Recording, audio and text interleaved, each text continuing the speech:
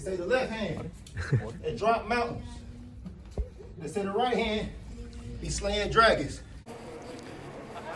The untouchable True School Sports Empire. And y'all know the rest, man. Now listen, guys, I'm at the airport right now. I'm getting ready to go on the road, the first of many trips this year in 2026. So I'm really excited about that. I'll be covering Subaru Matias this week. So definitely stay tuned to True School Sports for all the great content we have in store for you guys. But look, I wanted to come here and just get my quick thoughts on one of the big stories of the day. By the way, guys, I'm on the run, so if you have any video recommendations or things you want to see me talk about, please feel free to drop it in the comments, because sometimes I get bombarded and I don't get around to everything. So please help me out there. But wanted to talk about Jaime Munguia, because he went ahead today and he had an opportunity, like many fighters have had opportunities in other weight classes to fight for the IBF title, and he was offered a shot at the now vacant belt against #1 contender, big southpaw, hard-punching Cuban, Oselys Iglesias. And what did he do?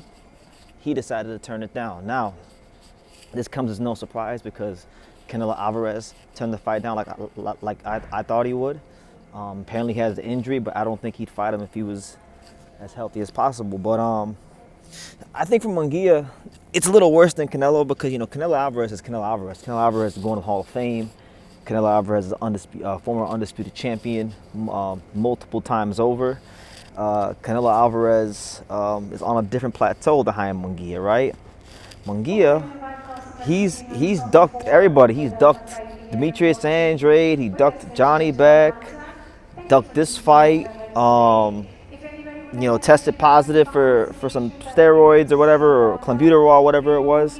And then, I guess he was justified. But, you get it. He got knocked out by Bruno Soares, who was trying to cherry pick. He really is. I hate using the word hype job, because I have so much respect for fighters. And he's a good action fighter, but he really is one of boxing's true hype jobs, because this guy maneuvers around so much competition. It's not even funny.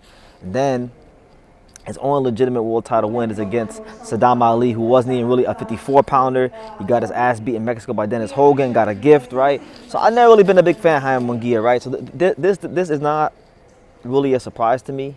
I didn't think that Munguia would fight Oselys Iglesias. I was ready, had he taken the fight, I was ready to give him full credit, because I understand that Iglesias is, you could say, high risk, low reward. He's a dangerous fighter, young guy, strong. Munguia is no longer the young guy, guys. He's no longer the guy that's on the come up. He's now a grizzled veteran in the fight game. So, I felt like this was a good opportunity.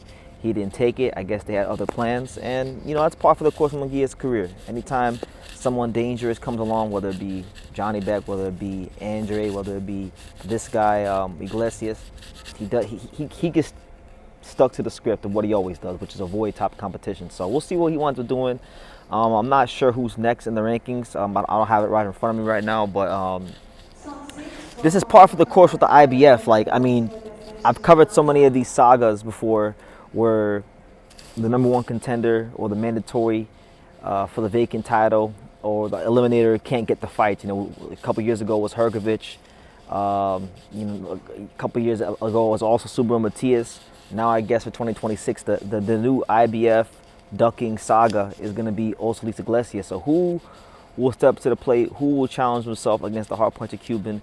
That is the question. So the next guy ranking the IBF is Callum Simpson, but they haven't updated the rankings. Callum Simpson just lost to Trojan Troy Williamson. I said in my video about Iglesias that I felt like of the fight that was going to happen, or that would be most realistic to happen if Trojan Troy Williams slides into that spot. I thought it would be Iglesias versus Troy Williamson. I feel like that'd be a good fight.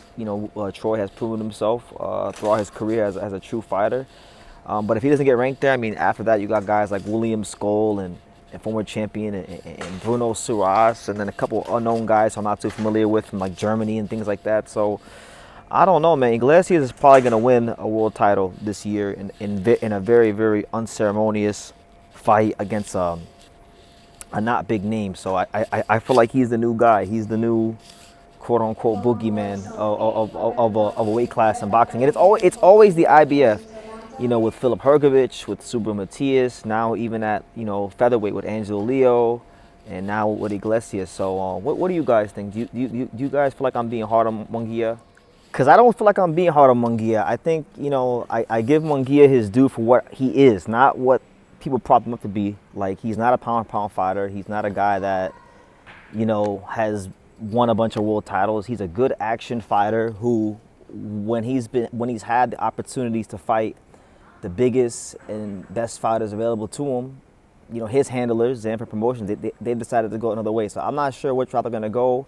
Maybe they're going to go fight a Canelo rematch or something. I don't know what he's gonna do, but I think it's gonna be a long, tough, arduous search for who's gonna fight Iglesias. Because, you know, part of it too is business. You know, like I'm not naive. I'm not naive at all. Like, you know, the Tiger Promotions has to be willing to pay the money and take the financial risk and an investment in Iglesias. And, you know, odds are they're probably not gonna do that at this stage of his career, because, you know, they probably don't think it's worth it. So they're going to wait and find someone who's economically available and go down the rankings, and whoever it is, that's who it's going to be. But that's the news, guys. Munguia has avoided and turned down the IBF title shot versus Oselys Iglesias. So leave your comments down below, and make sure you guys take the time to subscribe, and yeah. See you next time. Thank you for watching another video on the untouchable True School Sports Empire. For more great boxing videos just like this one, make sure y'all click and subscribe right over here.